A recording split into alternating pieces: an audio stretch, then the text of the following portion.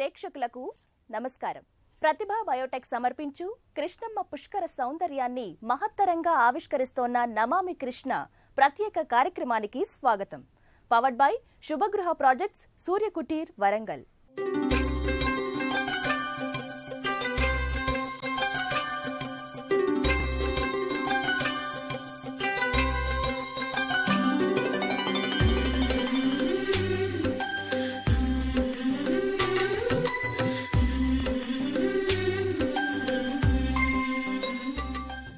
తెలుగింటి సిరివేణి కృష్ణవేణి, తెలుగునాట వెల్లి విరిసే సస్యశ్యామల పారాణి, రైతన్నల స్వప్నాల్ని పొలాల్లో పండించే జలసిరుల రారాణి. అలాంటి కృష్ణవేణి పుష్కరానందంతో పరిఢవిల్లుతోంది. లక్షలాదిగా తన చెంతకు తరలివచ్చి తన ఒడిలో సేద తీరుతోన్న తన భక్తుల్ని చూసి కృష్ణమ్మ పరవశిస్తోంది.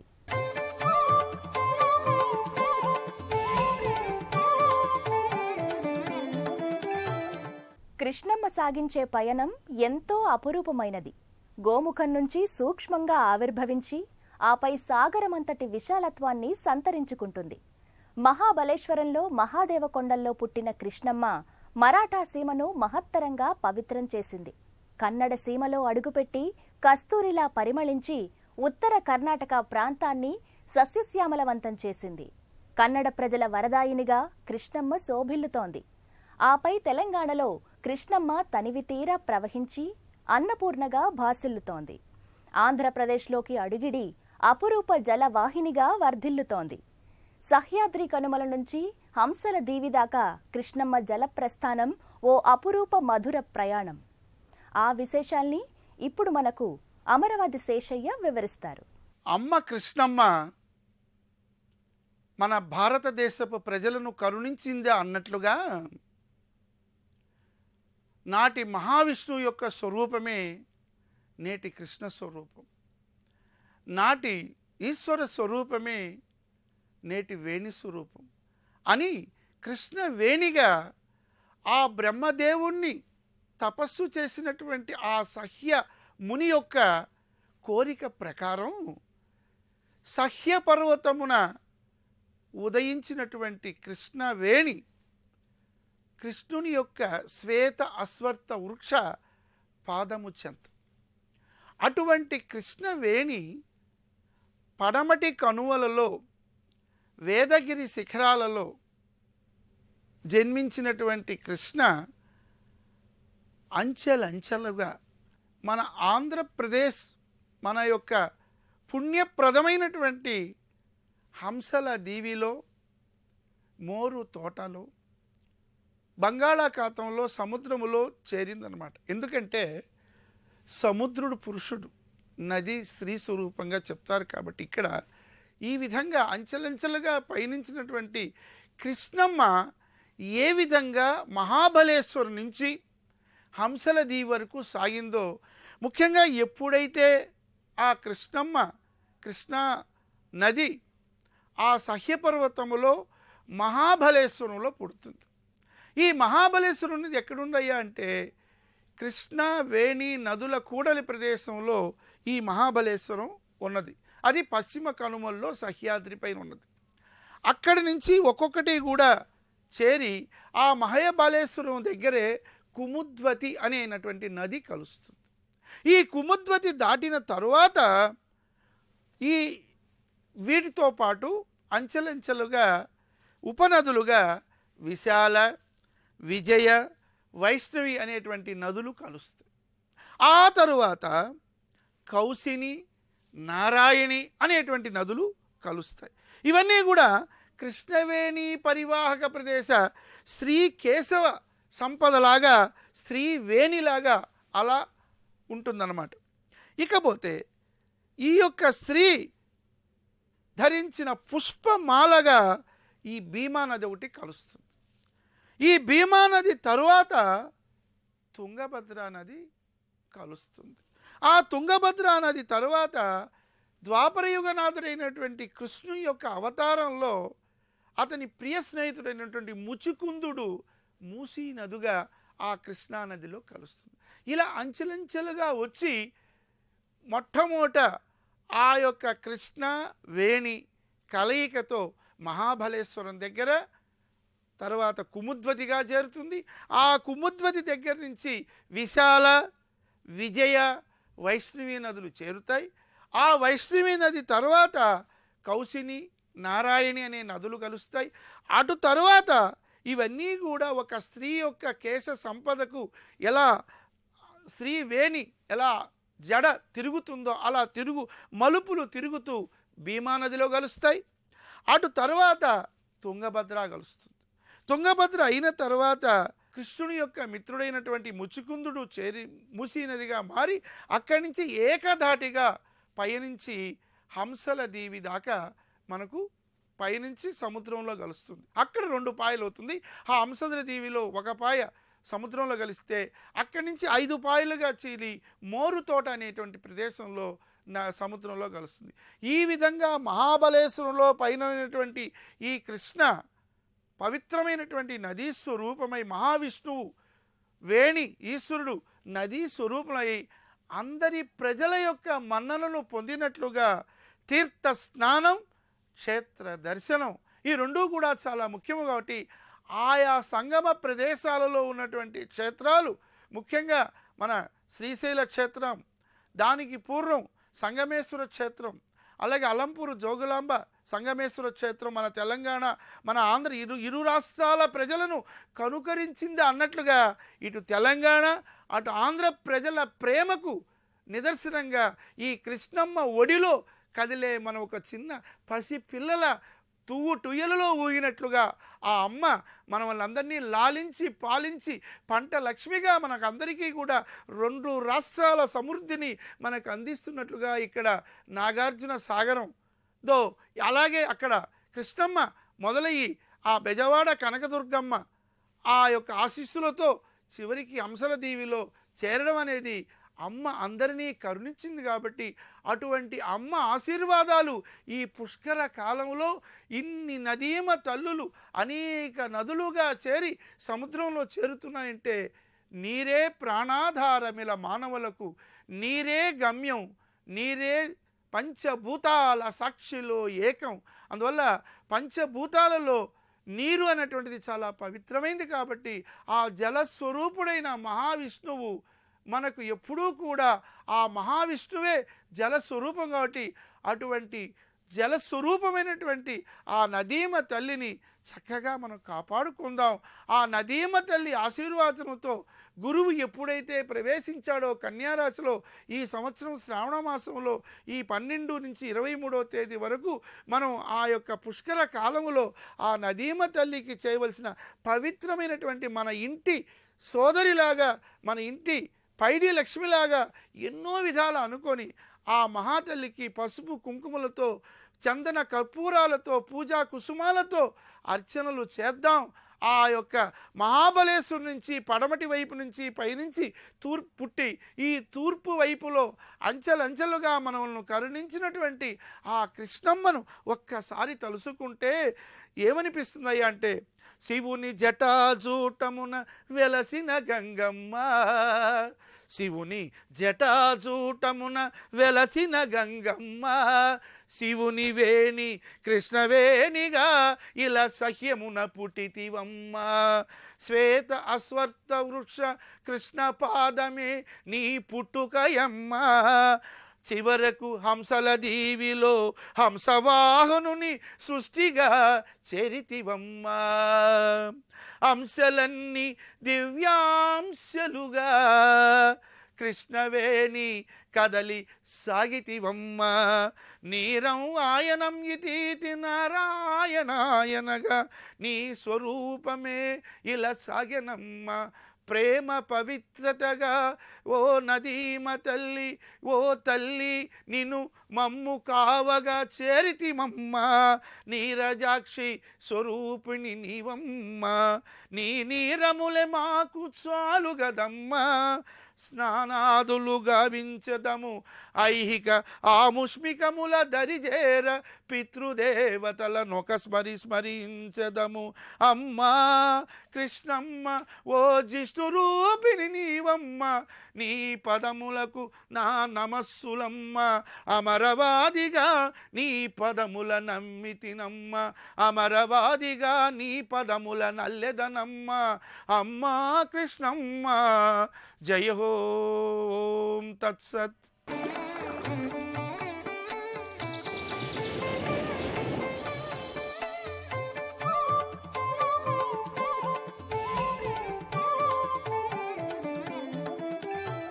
కృష్ణమ్మ ఎక్కడ అడుగిడితే అక్కడ ఆకుపచ్చ హరితార్ణవ సంతకం.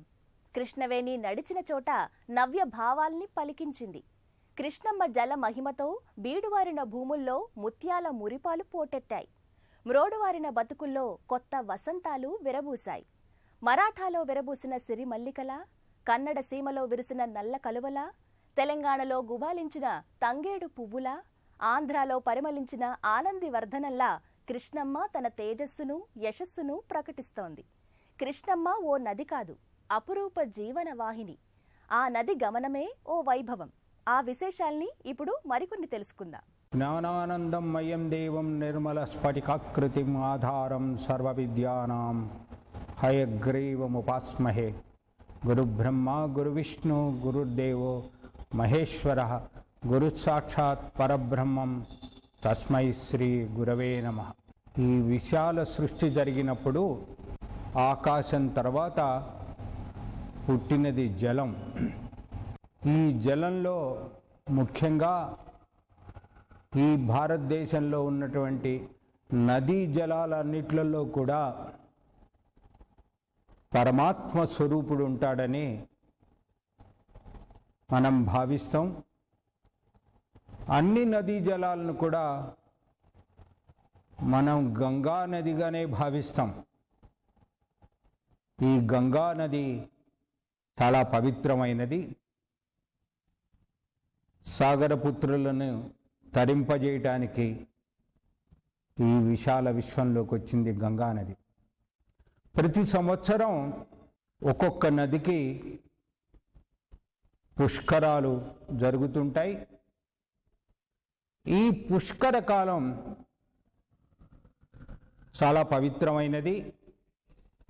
పుష్కర సమయంలో మనకు గతించినటువంటి పితృదేవతలకు తర్పణాలు ఇవ్వటం, వాళ్లకు విధి విధానంగా పిండ ప్రదానం చేయటం.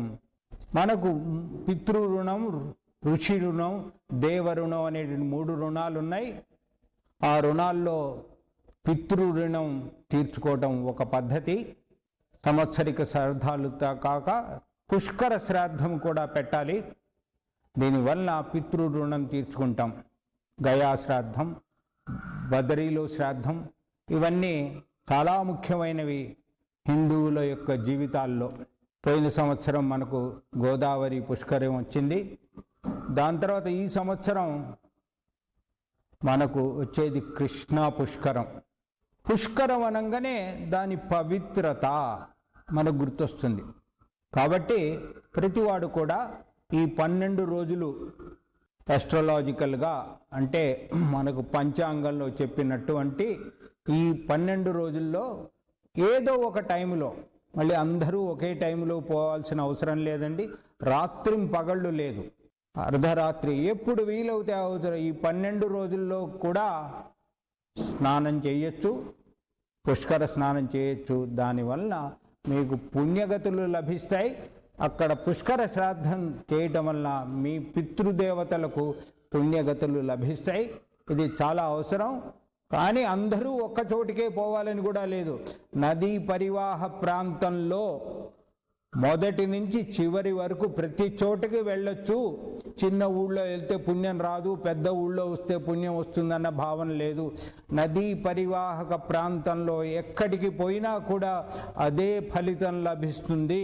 కాబట్టి దయచేసి అందరూ కూడా వారికి అనుగుణంగా దగ్గరగా ఉన్నది, ఒత్తిడి లేనిది ప్రదేశంలోకి వెళ్ళి పుష్కర స్నానం చేయాలి. పుష్కర స్నానం చేయటం చాలా ప్రాశస్త్యం. అంతేకాకుండా తమ వెంబటి తమ పిల్లల్ని అందరినీ కుటుంబ సభ్యులను తీసుకెళ్ళి స్నానం చేయటం.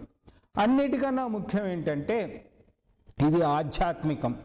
లౌకికంగా మనం పుష్కరం నుంచి స్నానం నుంచి నేర్చుకోవాల్సిందంటే అది పవిత్రమైనది నది ఎంతో పవిత్రమైంది. మనకు పుణ్యగతులు కలిగించేటటువంటి ఆ నదిని ఎలా చూసుకోవాలి? దాన్ని దేవతా స్వరూపంలా చూసుకోవాలి. అంటే పరిశుభ్రంగా ఉంచుకోవాలి, దానిలో పొల్యూషన్ చేయకూడదు.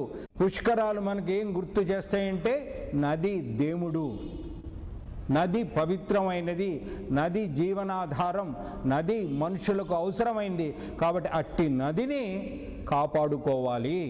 ఈవెన్ స్నానం చేసే ముందు కూడా వీలైతే ఇంట్లో స్నానం చేసి పరిశుభ్రంగా అక్కడికి వెళ్ళి సబ్బు రుద్దుకోకుండా స్నానం చేయాలి.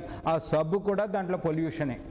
నదుల్లో ఎన్నో జీవజంతువులు, జలచరాలు ఇవన్నీ వస్తున్నాయి. నిజంగా నేను ఆ మధ్యన ఋషికేశ్ పోతే గంగను చూస్తే ఎంత ఆనందం కలిగిందండి. అమ్మా, నిన్ను నమ్ముకొని ఎంతమంది బతుకుతున్నారు, ఎన్ని జీవరాశులు బతుకుతున్నాయి, పశు పక్షాదులు బతుకుతున్నాయి, ఎంతోమందికి భోజనం దొరుకుతున్నది, ఎంతోమంది నీ నదీ పరివాహక ప్రాంతంలో ఎన్ని నగరాలు పట్టణాలు వచ్చినాయి. నీకన్నా అసలు దేవుడు వేరేవాడున్నాడా అని నదిని చూస్తే నిజంగా హృదయం తల్లడిల్లుతుందండి. అమ్మా, ప్రకృతివి నువ్వు, దేవతవి, నాకు కనిపించే దేవతవి నువ్వు ఆహారం ఇస్తున్నావు, నీళ్లు వల్ల పొలాలు పండుతున్నాయి, ఎంతోమంది నదుల్లో రకరకాల కార్యక్రమాలు చేస్తున్నారు. ఇవన్నిటి వల్ల ఎన్ని కోట్ల మంది బతుకున్నాయి. వాళ్ళ కృష్ణా నది ఉన్నారంటే తుంగభద్ర నుంచి మొదలైనటువంటి భీమా ఇవన్నీ కలిసినటువంటి పరివాహక ప్రాంతంలో వచ్చి సముద్రంలో దివిసీమ దగ్గర సముద్రంలో కలిసే కృష్ణా నదిలో ఎన్ని రకాల వంటి ఎంతమంది బతుకుతున్నారండి. ఎన్ని లక్షల ఎకరాల భూములు సేద్యమవుతున్నది.